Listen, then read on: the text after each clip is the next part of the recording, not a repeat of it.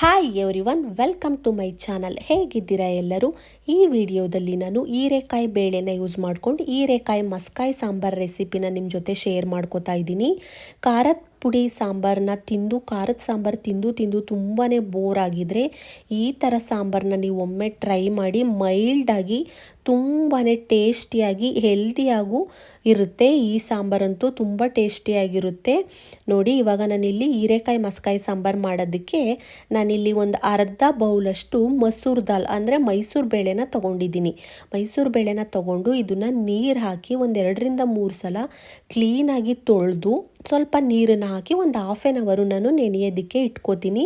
ಸ್ವಲ್ಪ ಚೆನ್ನಾಗಿ ನೆಂದಷ್ಟು ಬೇಗನೆ ಬೇಯುತ್ತೆ ಅಂತ. ನೋಡಿ, ಇವಾಗ ಅದು ನೆಂದಿದೆ. ಅದರಲ್ಲಿರೋ ನೀರನ್ನೆಲ್ಲ ನಾನು ಸೋದಿಸಿ ನಂತರ ಇದಕ್ಕೆ 1 ಗೆಡ್ಡೆ ಈರುಳ್ಳಿ, 2 ಹಸಿರು ಮೆಣಸಿನ್ಕಾಯಿ, 1 ಗೆಡ್ಡೆ ಬೆಳ್ಳುಳ್ಳಿನ ಹಾಕ್ಕೊಂಡಿದ್ದೀನಿ. ಮತ್ತು 2 ದಪ್ಪ ಗಾತ್ರದ ಹುಳಿ ಟೊಮೆಟೊನು ಯೂಸ್ ಮಾಡ್ಕೊಂಡಿದ್ದೀನಿ ನಾನು. ನಂತರ ನಾನಿಲ್ಲಿ 1 ದೊಡ್ಡ ಹೀರೆಕಾಯಿನ ನೀಟಾಗಿ ಒರೆದು ಅದನ್ನು ಸಣ್ಣದಾಗಿ ಹೆಚ್ಚಿ ಹಾಕೋತಾ ಇದ್ದೀನಿ. ಮತ್ತು ಇದಕ್ಕೇನೆ 1 ಸ್ಪೂನಷ್ಟು ಜೀರಿಗೆ ಮತ್ತು 1 ಸ್ಪೂನಷ್ಟು ಅರಿಶಿಣದ ಪೌಡರ್ನು ಕೂಡ ಹಾಕ್ಕೊಂಡಿದ್ದೀನಿ. ಮತ್ತು ಒಂದೇ ಒಂದು ಡ್ರಾಪಷ್ಟು ಎಣ್ಣೆ, ಸ್ವಲ್ಪ ಎಣ್ಣೆ ಹಾಕೋದ್ರಿಂದ ಬೇಳೆ ಬೇಯುತ್ತೆ ಅಂತ ಅಷ್ಟೇ. ಇಷ್ಟನ್ನೆಲ್ಲ ಹಾಕ್ಬಿಟ್ಟು ನೀವು ಬಿಸಿ ನೀರನ್ನು ಇದಕ್ಕೆ ಸೇರಿಸಿ ಸ್ವಲ್ಪ ಉಪ್ಪನ್ನು ಕೂಡ ರುಚಿಗೆ ಎಷ್ಟು ಬೇಕಷ್ಟು ಉಪ್ಪನ್ನು ಕೂಡ ಸೇರಿಸ್ಕೊಂಡು ಬಿಸಿ ನೀರನ್ನು ನಾನು ಆಲ್ರೆಡಿ ಕಾಯೋದಕ್ಕೆ ಇಟ್ಟಿದ್ದೆ, ಅದನ್ನು ಹಾಕ್ಬಿಟ್ಟು ಚೆನ್ನಾಗಿ ಸ್ವಲ್ಪ ಮಿಕ್ಸ್ ಮಾಡಿ ಕುಕ್ಕರ್ ಲಿಡ್ಡನ್ನ ಕ್ಲೋಸ್ ಮಾಡಿ ನೀವು ಇದನ್ನು 2-3 ವಿಸಲ್ ತೊಗೊಳ್ಳಿ. ಸ್ವಲ್ಪ ಜಾಸ್ತಿನೇ ವಿಸಲ್ ತೊಗೊಳ್ಳಿ. ಚೆನ್ನಾಗಿ ಬೆಂದಷ್ಟು ಸಾಂಬಾರು ಚೆನ್ನಾಗಿ ಬರುತ್ತೆ. ನೋಡಿ, ನಾನು ಗ್ಯಾಸ್ ಸ್ಟವ್ ಮೇಲೆ ಇಟ್ಟೆ. ಇವಾಗ ಒಂದು 2-3 ವಿಸಲ್ ತೊಗೋತೀನಿ. ನೋಡಿ, ಇವಾಗ ಅದು ವಿಸಲೆಲ್ಲ ಹಾರಿದೆ. ಇವಾಗ ಅದನ್ನು ಮ್ಯಾಶರಲ್ಲಿ ನೀಟಾಗಿ ಸ್ಮ್ಯಾಶ್ ಮಾಡ್ಕೊಳ್ಳಿ. ತುಂಬಾ ಸ್ಮ್ಯಾಶ್ ಮಾಡೋದಕ್ಕೆ ಹೋಗಬೇಡಿ, ಸ್ವಲ್ಪ ಲೈಟಾಗಿ ಮಾಡ್ಕೊಳ್ಳಿ. ಹೀರೆಕಾಯಿ ಮತ್ತು ಬೇಳೆ ಸ್ವಲ್ಪ ಬಾಯಿಗೆ ಸಿಕ್ಕಿದ್ರೆ ಚೆನ್ನಾಗಿರುತ್ತೆ. ತುಂಬ ಸ್ಮ್ಯಾಶ್ ಮಾಡಿಬಿಟ್ರೆ ಅಷ್ಟು ಟೇಸ್ಟ್ ಇರಲ್ಲ. ನೋಡಿ, ಸ್ವಲ್ಪ ತರ್ತರಿಯಾಗಿಯೇ ನಾನು ಸ್ಮ್ಯಾಶ್ ಮಾಡ್ಕೋತಾ ಇದ್ದೀನಿ. ಅದನ್ನು ಸ್ಮ್ಯಾಶ್ ಮಾಡಿಕೊಂಡು ಸೈಡಿಗೆ ಎತ್ತಿಟ್ಕೊಳ್ಳಿ.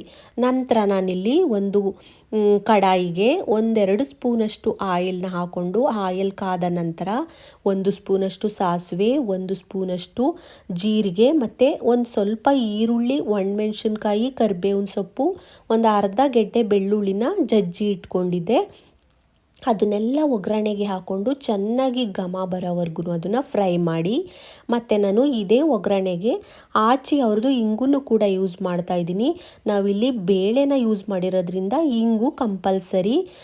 ಇಂಗನ್ನು ಕೂಡ ಹಾಕ್ಕೊಂಡು ಚೆನ್ನಾಗಿ ಅದನ್ನು ಫ್ರೈ ಮಾಡಿಕೊಂಡು ನಾನಿಲ್ಲಿ ಸ್ವಲ್ಪ ಪಾಲಕ್ ಸೊಪ್ಪನ್ನ ಯೂಸ್ ಮಾಡ್ತಾ ಇದ್ದೀನಿ. ನೋಡಿ ಫ್ರೆಂಡ್ಸ್, ಈ ಮಸ್ಕಾಯಿ ಸಾಂಬಾರಿಗೆ ಈ ಥರ ಸ್ವಲ್ಪ ಪಾಲಕ್ ಸೊಪ್ಪನ್ನ ಹಾಕೋದ್ರಿಂದ ಎಕ್ಸ್ಟ್ರಾ ಟೇಸ್ಟ್ ಬರುತ್ತೆ ಅಂತಲೇ ಹೇಳ್ಬೋದು. ಪಾಲಕ್ ಸೊಪ್ಪನ್ನು ಕೂಡ ಸಣ್ಣದಾಗಿ ಹೆಚ್ಚಿ ಹಾಕ್ಕೊಂಡಿದ್ದೀನಿ.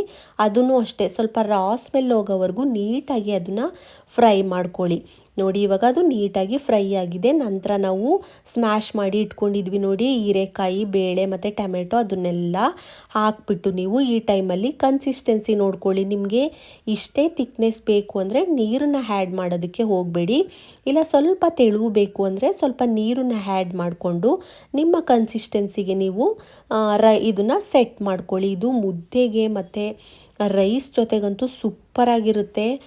ಅತಿ ಖಾರನೂ ಇರಲ್ಲ, ಮೈಲ್ಡಾಗಿ ಒಂಥರ ಸೊಪ್ಪಿನ ಸಾಂಬಾರು ಥರ, ಮಸೊಪ್ಪಿನ ಸಾಂಬಾರು ಥರ ತುಂಬ ಟೇಸ್ಟಿಯಾಗಿರುತ್ತೆ ಫ್ರೆಂಡ್ಸ್. ಒಮ್ಮೆ ಟ್ರೈ ಮಾಡಿ.